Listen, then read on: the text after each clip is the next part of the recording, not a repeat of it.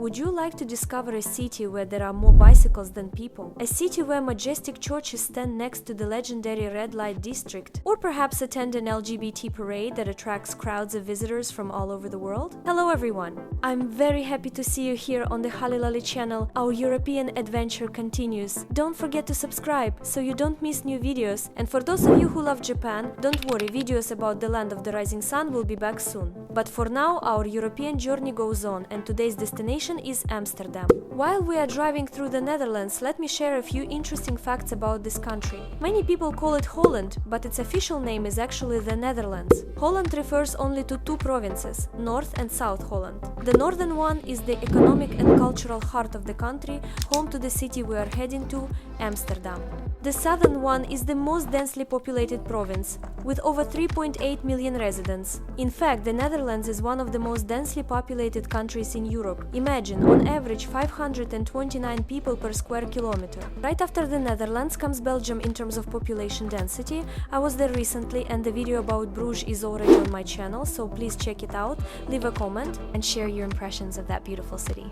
Almost all Dutch people speak English, about 90% of the population, making the Netherlands a leader among non-English speaking countries. The Netherlands is truly a paradise for cyclists. I was shocked when I saw the sheer number of bicycles on the streets. There are about 22 miles of dedicated bike lanes and 18 million bicycles, more than the country's entire population. No wonder cyclists here are the kings of the road. Both cars and pedestrians must give way to them. For the Dutch, cycling is not just transportation. It's a way of life and part of a sustainable future. When I travel, I often find hidden connections with Japan, and the Netherlands was no exception. There is a unique Japanese garden here, created in 1910 by Baroness Marguerite M. van Brienen, known as Lady Daisy. She was so fascinated by Japan's nature that she visited the country several times, bringing back stones, plants, lanterns, and artifacts for her garden. It is so special that in 2001 it was declared a national monument, and it opens to visitors only twice a year, in spring and autumn.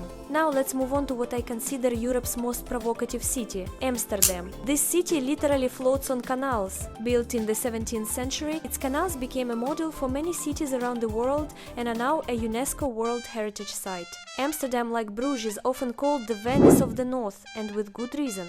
There are 165 canals, stretching for about 100 kilometers in total, even more than in Venice itself. In the past, canals were the main transport arteries. Goods were delivered by boat and citizens moved around the city by water. Today, they're mostly for leisure, from tourist boats to private ones, and bike lanes run alongside them. Every August, Amsterdam hosts the Grachten Festival, a classical music event held directly on the water. And on April 27, King's Day, the canals turn into a giant floating parade filled with orange flags and boats. We visited Amsterdam at another time, but maybe next time we'll be lucky enough to witness it ourselves. You'll notice coffee shops on almost every corner and you'll immediately recognize their distinctive smell. But please, don't confuse them with regular cafes. Coffee shops here don't serve the usual pastries and cappuccinos. Their main attraction is a menu of marijuana varieties. You might see cookies in the window displays, but be careful, these aren't ordinary cookies, they contain cannabis. Amsterdam is also remarkable for its attitude toward religion. The Netherlands is considered one of the most secular countries in Europe. All churches here often serve not only for worship, but also as concert halls or exhibition venues. Imagine sitting under Gothic vaults while listening to live music. One of the most famous and unusual places in Amsterdam is the red light district, known as De Wallen. What amazed me most is that right in the heart of this district, facing its glowing windows, stands the city's oldest church, Oude Kerk, founded in 1306. It's a Gothic masterpiece with stunning stained glass, an ancient organ, and even tombstones on the floor, because the church was literally built over graves. Today, it also hosts art exhibitions and organ concerts, and can even be rented for private events. That's Amsterdam for you, history, culture, and modern life intertwined. The red light district includes around 20 streets. In the evening, the famous red-lit windows come alive. If a window is open, it means the woman inside is available and waiting for a client, sometimes just drinking coffee or watching passers-by. Nearby, on Oude Kerkplein Square, You can find a statue called Belle, dedicated to all women working in this industry, installed in 2007 by Mariska Major, a former worker who later opened the Prostitution Information Center. Taking photos in the district is strictly forbidden. It's best to simply walk and absorb the atmosphere. Historically, this very area around the church was where Amsterdam began, a small fishing village by the Amstel River. That's where the city's name comes from, Amsterdam, meaning dam on the Amstel. Amsterdam is rightly called one of the most open and tolerant cities in the world. Freedom of expression and respect for personal choice are at the heart of its culture. In 2001, the Netherlands became the first country in the world to legalize same-sex marriage, and the first ceremony took place right here in Amsterdam. We arrived in Amsterdam on August 2 with the most ordinary plans, to walk around the city and admire the architecture. But it turned out that on that exact day, the famous LGBT Canal Parade was taking place, the very one known all over the world. Honestly, we had no idea about it beforehand and just happened to find ourselves right in the middle of the celebration. Of course, we'd heard that LGBT parades often take place in Amsterdam, but we definitely hadn't planned to be right in the thick of one. We had our own route planned, so we didn't stay long, but the impressions we got were more than enough. It turns out this vibrant LGBT parade takes place every year at the beginning of August, specifically on the first Saturday of the month. Dozens of boats and themed floats sail through the canals, turning the water into a huge stage. The festive atmosphere is absolutely breathtaking. Everywhere you look, there's music, dancing, people in the most unexpected and liberated costumes, decorations, and colorful balloons. Every year, the parade attracts several 100,000 tourists who come specifically for this LGBT event. It has become the largest celebration in Amsterdam. People buy tickets in advance just to see it with their own eyes, and we stumbled upon it purely by chance. In Amsterdam, the bicycle is the main form of transport, but I was shocked to learn that the Dutch almost lost their cycling culture. The Marshall Plan was to blame. After World War II, money and goods from the US flooded in, including cars. Cars quickly became popular, and bicycles were pushed aside for a while. Just imagine, the city that's ruled by two wheels today could have turned into a car metropolis. But as the number of cars increased, so did the number of accidents. In 1971, the Netherlands reached a tragic record. Around 3,300 people died on the roads, including 400 children. That shock became a turning point. People began protesting against cars, reclaiming safety and bringing bicycles back to the heart of urban life. After that, the Netherlands built an amazing cycling infrastructure and introduced special laws to keep roads safe. Bicycles once again became the main mode of transport in the city. Cars, of course, still exist, but they're mostly small, bright vehicles that take up minimal space. And bikes have their own bonus: parking. In Amsterdam, it's dozens of times cheaper than car parking. The difference can reach up to 80 times. No wonder nearly every second resident pedals around. Amsterdam officially has over 500,000 bicycles, and locals joke that hundreds of thousands more are sleeping on the bottom of the canals. They say the canals of Amsterdam contain exactly 1 meter of mud, bicycles, and water.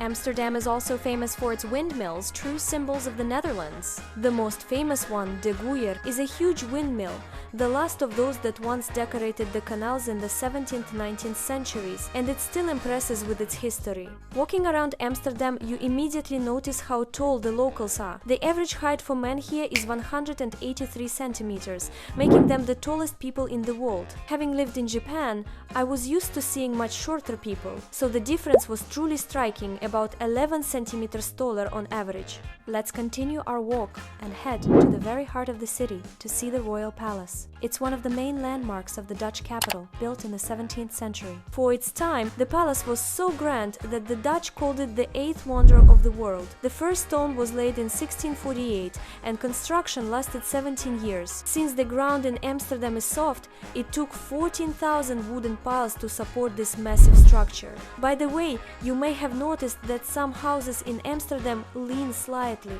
That's also due to the local landscape. The city is built on marshy land, which gives it its unique look. To build the city, they drained water using dikes and canals and created artificial islands on more stable ground. But even then, heavy houses could sink slightly into the soil, so wooden piles were driven underneath, which over time could rot or tilt, causing the houses to lean. If you stand straight and look carefully, you'll see how tilted some houses are. And if you see houses leaning forward, that's actually intentional. The plots were narrow, and large furniture couldn't fit through the door. Sofas, tables, and wardrobes were hoisted through the windows using a beam and pulley system. To prevent the load from damaging the facade, the front wall was built at a slight forward angle. So those famous hooks and leaning houses are a real 17th century engineering trick. Look closely, the houses tilt just a bit forward, and there are small hooks at the top. That's so furniture could be lifted up easily through the narrow streets. What an interesting architectural feature. As you stroll along Amsterdam's scenic canals,